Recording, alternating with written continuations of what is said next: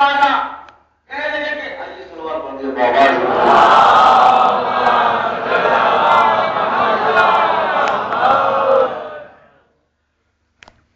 कहने लगे कि नहीं, बात यह है कि मदद क्यों न करते, चचा थे,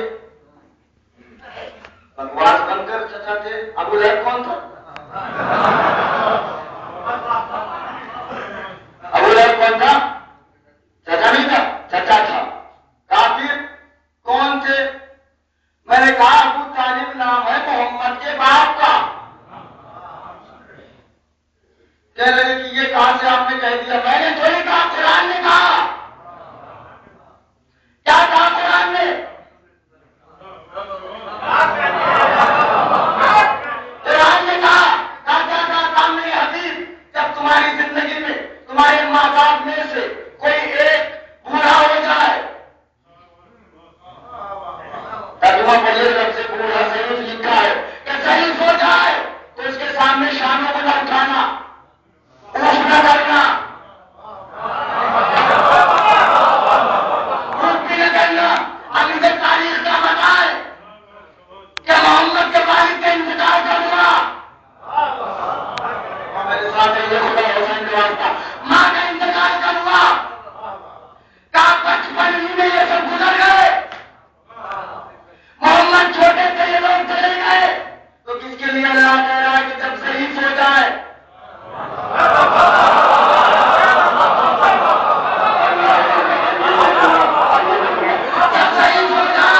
जब शहीद हो जाए तो शानों को झुकाए रहना, वो सुनत न कहना।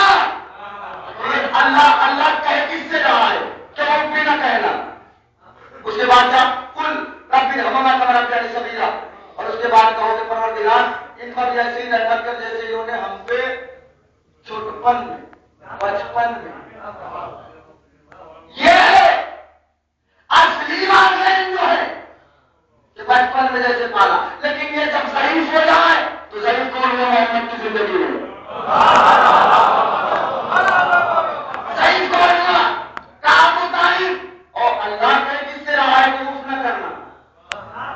वो मोहम्मद जो पत्थर खा के दुआ देता है, भाई खुदा की कसम मैंने जुमला सर दिया है, वो मोहम्मद जो पत्थर खा के दुआ देता है, वो मोहम्मद जो कांटे बचल के दुआ देता है, वो मोहम्मद जो तकलीफें सह के दुआ देता है, उससे अल्लाह कह रहा है अबू तालिब के सामने हेल्प भी न करना।